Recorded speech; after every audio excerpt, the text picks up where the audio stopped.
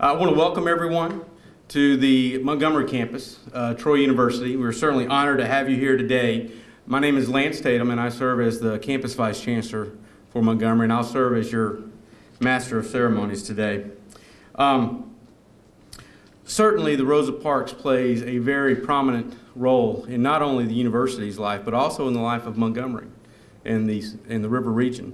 We are pleased to be kind of the entity that holds in good faith the prestige and the legacy of not only Rosa Parks, but also what occurred during the Montgomery bus boycott. And so today is a special day not only for us, but also for the Cummings as well. And we're just really pleased that you're here. If you don't know a whole lot about the Rosa Parks, just a real quick history lesson. You're literally standing yards from the spot in which Ms. Parks was arrested, right out on Montgomery Street. That really drove a lot of the university's planning and desires of where they were going to actually put the museum and the library. The building was dedicated December 1st of 2000. We've had visitors from all over the world come and visit with us. We've had legislative representation, we've had celebrity representation, and we're always very pleased to host those that come. Our two main roles is to preserve and promote the legacy of Ms. Parks and to provide an educational platform to school children throughout the state of Alabama, to adults, scholars, and those who consider themselves lifelong learners. You are all very special guests to us, but we do have some guests that we'd like to recognize before we begin with the formal part of the program. First of all, I'd like to recognize the Cummings family, who will be more formally introduced later in the program. I'd also like to introduce the artist, Nall, who is with us today. We also have with us Chief Justice for the Middle District of Alabama, Judge Keith Watkins, the Mayor of the City of Montgomery, the Honorable Todd Strange.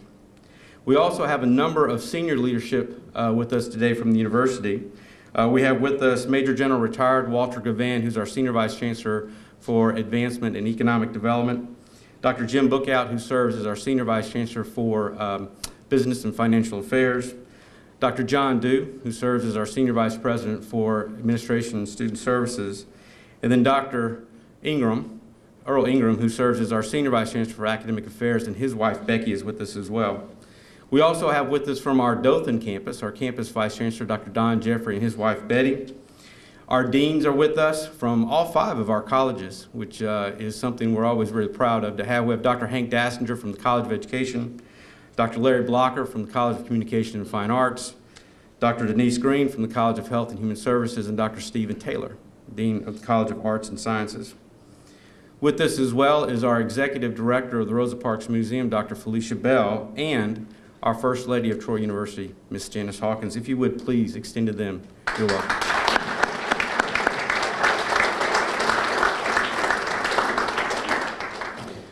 Winston Churchill once said, it is wonderful what great strides can be made when there is a resolute purpose behind them. For Troy University, our resolute purpose has come in the way of our chancellor. Dr. Hawkins has served as the chancellor for Troy University for 29 years. He was coming in when he was a student at Troy, so always proud to talk about that. His support for not only the university, but for what we do here in Montgomery, and particularly the Rosa Parks Museum, is just an important part of our success. Dr. Hawkins has always had a very keen sense of vision and mission for the Rosa Parks and for our university, and has, on occasion, made the comment that the Rosa Parks serves as the crown jewel for the university, and we take that great pride in that. So at this time, I'd like to bring to the podium our Chancellor, Dr. Jack Hawkins, Jr.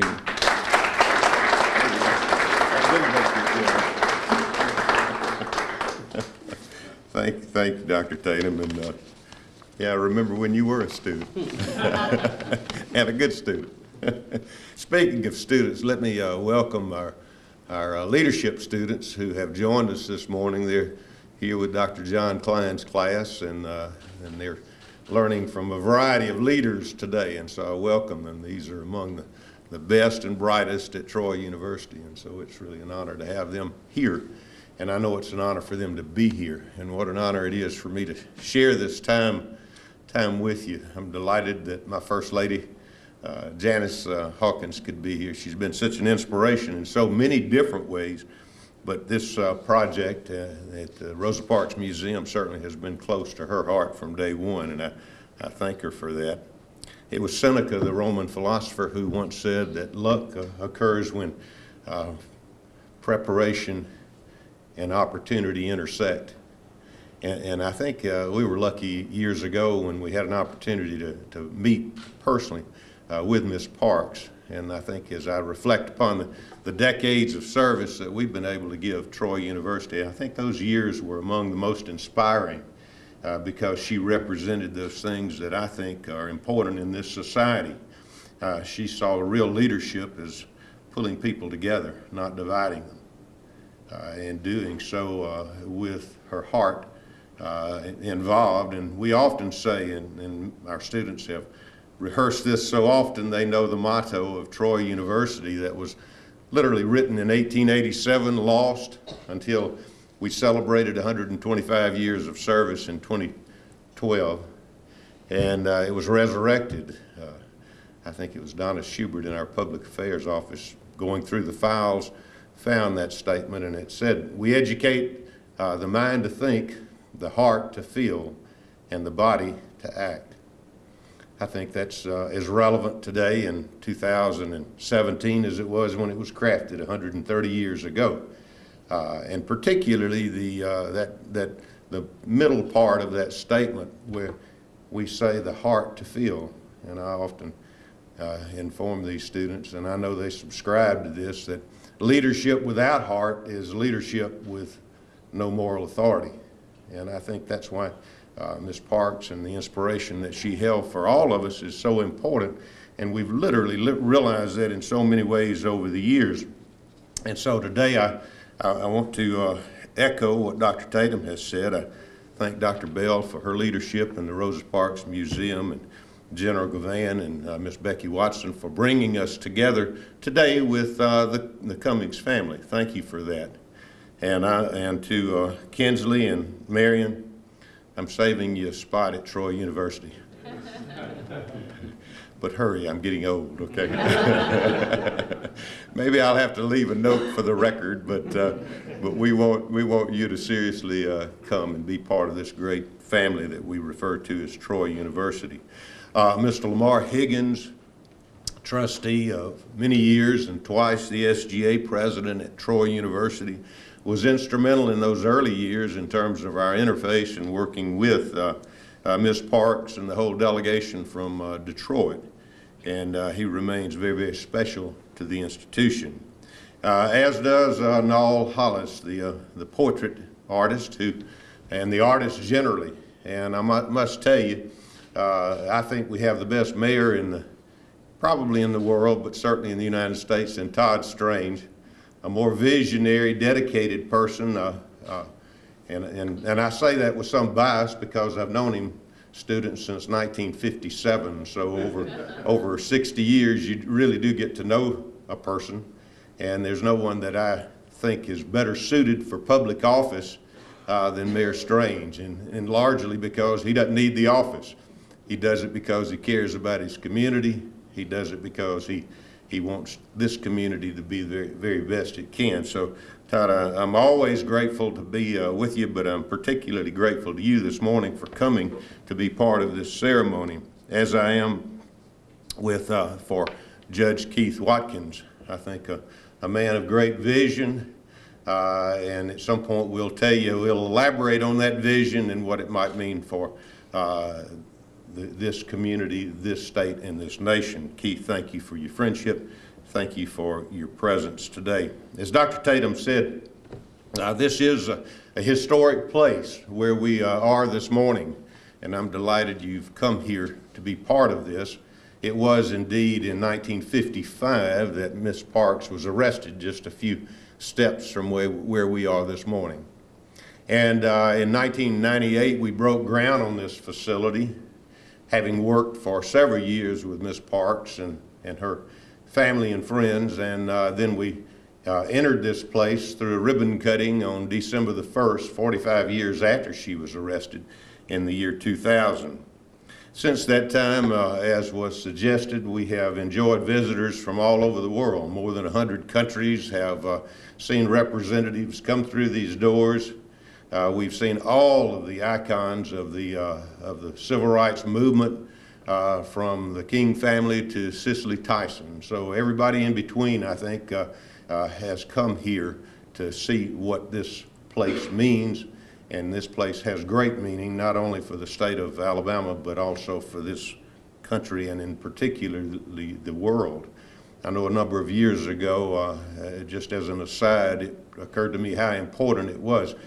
We went to Soweto when we were in South Africa, probably a dozen years ago, and prior to that, we had had some contact with a library, a building that had been donated by the Department of State to that community, and they wanted to use it for a library, and they wanted to name it after Rosa Parks. And it was just serendipitous that not long before we made that trip, we had received a request from them for something that Miss Parks held special. And one of the few books that we had, but was autographed by Miss Parks, we made the sacrifice of taking that book with us. And when we presented that book to the representatives there in Soweto, in this terribly deprived area, I think, and I said this then, and as the director of that library named after Miss Parks,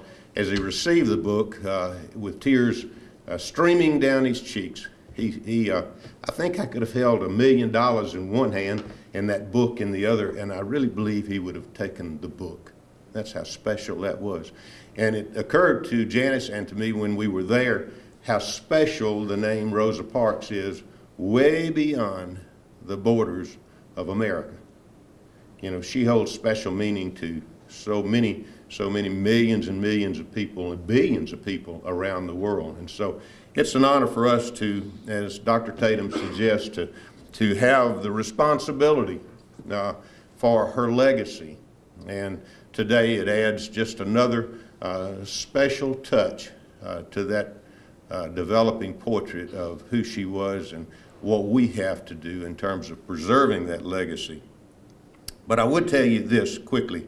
Probably the most important part of those who have the 800,000, almost 1 million people now who have visited this place, and many came specifically to Montgomery, Alabama to visit this place, but the most important group of visitors we've had has been the children.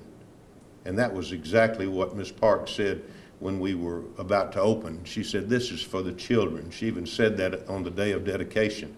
And about 65% of all of those hundreds of thousands of people have been children. And initially, just as another footnote to that story, what we learned quickly after we opened the facility is the children, most children, especially the African American children who came here, couldn't relate to the story because they truly had not experienced segregation as many of us witnessed earlier in our lives. And so it was then recognizing the importance of having the complete story that we added the Cleveland Avenue Time Machine exhibit next door. And so students can come in and I think in 22 minutes can get a very thorough history from the Jim Crow era up to the bus boycott. And so it's a tremendously important place that we enjoy here in downtown Montgomery. And each day we try to add value to that story. The last thing that I would share with you, though, is the portrait that you'll see, and done by our great friend Nall, who spent many, many years in Europe, and we were able to get him to come home, and now he makes his home down in Fairhope, but his real home is in Troy. And it's there, and I hope those of you who've had an opportunity to visit our new International Arts Center can certainly appreciate this man's great talent, because we have an entire gallery known as the Nall Museum. So if you haven't been there, let me encourage you to visit it.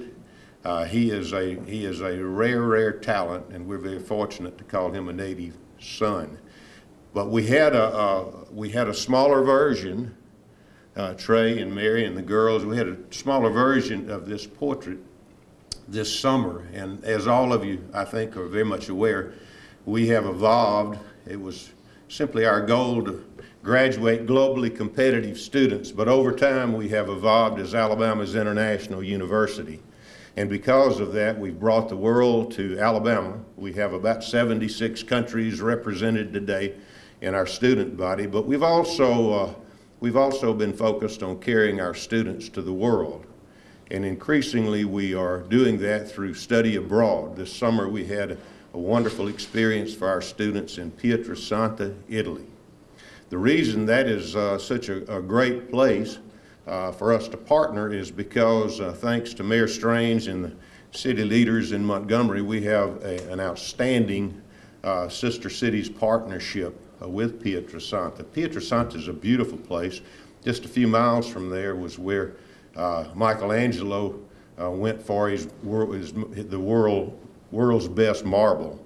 And it's there this summer that our dance students had a chance to go and spend a couple of weeks in a festival. They lived in a converted convent, took their meals nearby, had an opportunity to be immersed in that experience and in that environment.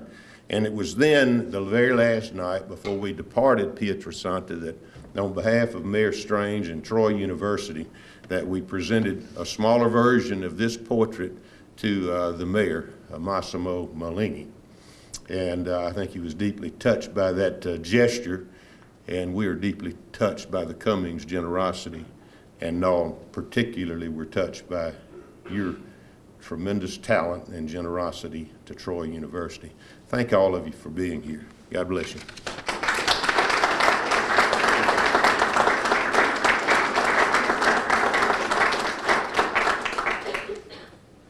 Certainly, the success of a university goes hand in hand with the success of the community where that university is found.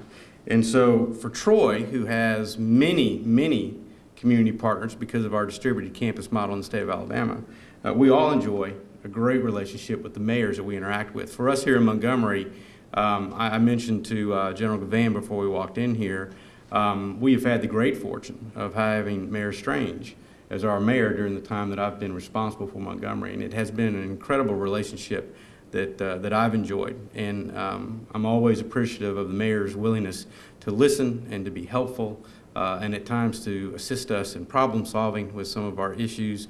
At this time, I'd like to call Mayor Strange to the podium for some comments, please. Mayor Strange.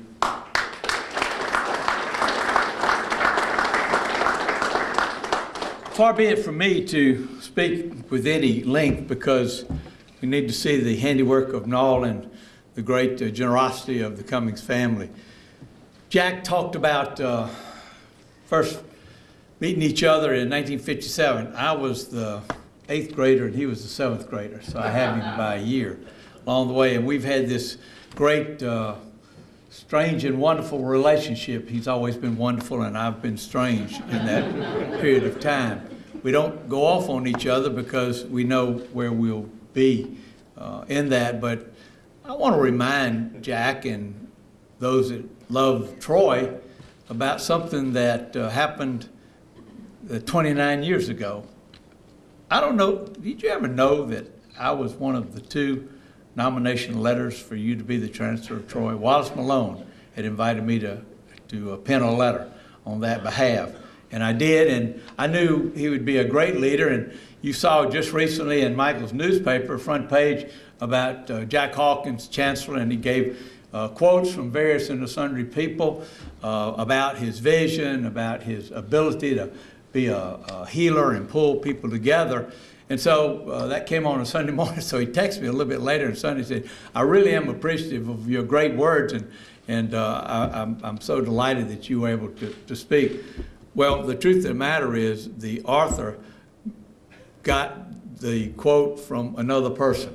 And when Gibson Vance saw it, he called up Jack to tell Jack, he didn't say that, I was the one that said that, but I said something similar.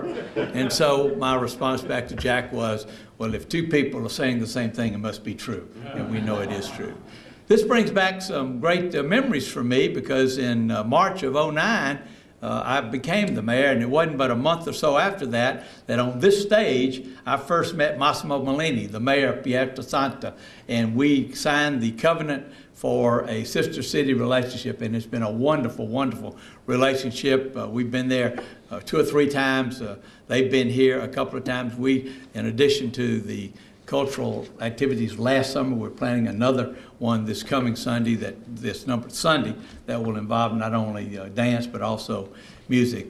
So when I met Nall, I've stood in the what do you call that, Nall? The gate? Peace frame. The peace frame, but it's the gate to Pietrasanta. There's not many people that you know when you say a single name. You know, with Beyonce, Nall, you know, worldwide reputation. And just to see the young Cummings girls, I have 2 girls, very similar. They're out of school today, but what an education that they're getting. What an opportunity that they have to be with their parents and to experience what happened so many years ago. Montgomery is a city of history.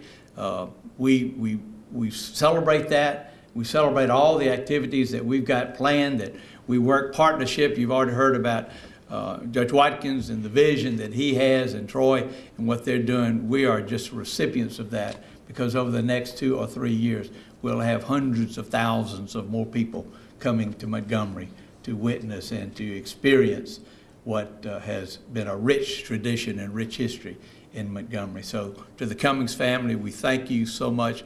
We're indebted to get this another piece that lays the cornerstone of that history, that when we go around the world, we get reminded that Rosa Parks was the first, that they are able to follow her in the footsteps of freedom. So we thank you so much, and congratulations to the university to receive this. And Dr. Bell, I know you're thrilled to get this. And Janice, you do good.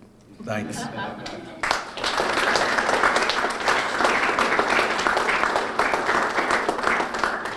At this time, I'd like to ask Trey and Mary and Kinsley and Marion if they would please come to the stage. Dr. Hawkins, if you would stand. Nall, if you'd please come to the stage as well.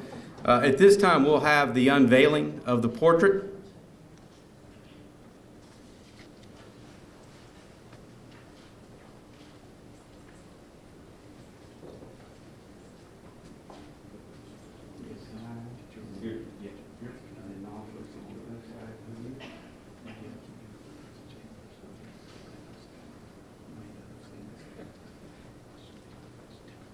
All right, so when we get ready to unveil, we're going to put it back over the top and let it drop to the floor.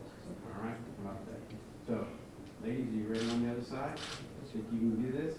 All right, you grab the top of the fabric and show the top. There we go.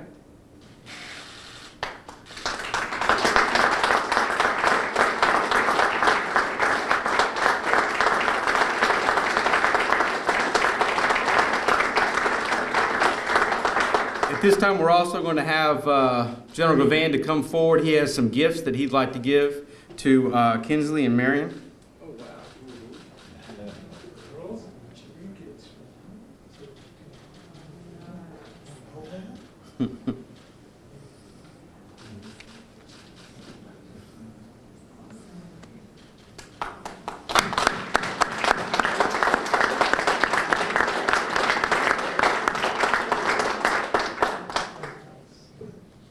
At this time, we would like to invite Mary Cummings to the podium, who will speak on behalf of the Cummings family.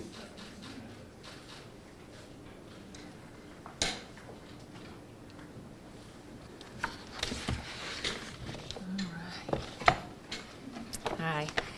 On behalf of my husband, Trey, and myself, I would like to thank the Chancellor and Mrs. Hawkins and others at Troy for making this dedication a special event for our family and especially our daughters, Kinsley and Marion.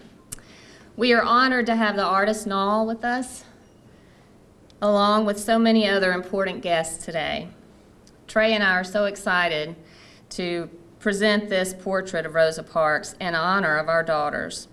Rosa Parks had a strong character. She was bold, smart, a leader, and an excellent example for all of us. She believed in freedom and that we should all be treated the same. She, along with many other women, sacrificed and endured much. Kinsley, Marion, and all the other girls listening today know this: you are unique, you are powerful, and you can be anyone and do anything you set your mind to. We challenge you to be bold and always stand for what is true and just, even if you're standing alone. Do not judge others, but inspire them. As Rosa Parks said, each person must live their life as a model for others. In closing, your life is a masterpiece. Paint it well. Be a leader, be brave, and make a difference every day. Thank you.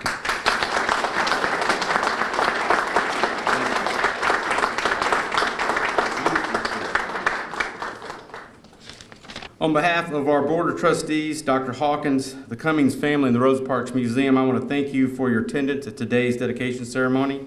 This concludes the dedication ceremony. We will immediately following have a reception that will take place in the gallery exhibit hall right next door. So thank you again for your attendance.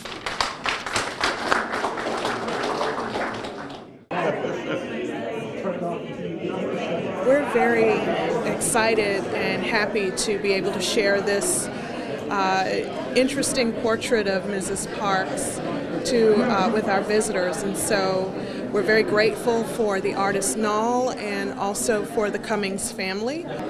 This is a wonderful addition to our collection. We're always looking for ways to challenge our visitors to think critically about Mrs. Parks and about her lifelong legacy of civil rights and social justice. Well, I think the biggest thing, this is a very powerful painting. It encompasses so many things, from the incident on the bus to today. And I hope people can kind of see the journey. This has not been a short journey. This has been a long journey, and we still have a long way to go. To be part of this situation that Alabama, in its honesty, has taken the burden of that situation on our shoulders for the entire USA is a great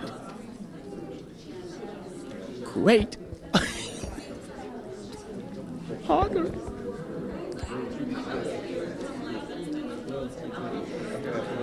Traveling around the world and living in France have the same situation with the Algerians, the English with the Indians, the Mexicans between the Native American Indians and the Spanish.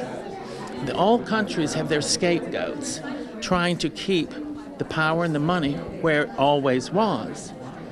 And having studied political science, coming from a father who was a banker, and understanding the political and the economical reasons for racisms, it's time to get over all of this.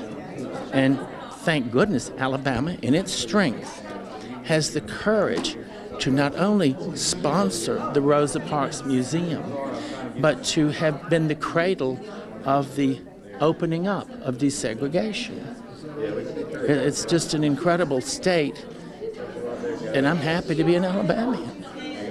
Well, of course, Nall is extremely important to Troy University and is not only a close friend, but has given us so much of his work to make our International Art Center possible.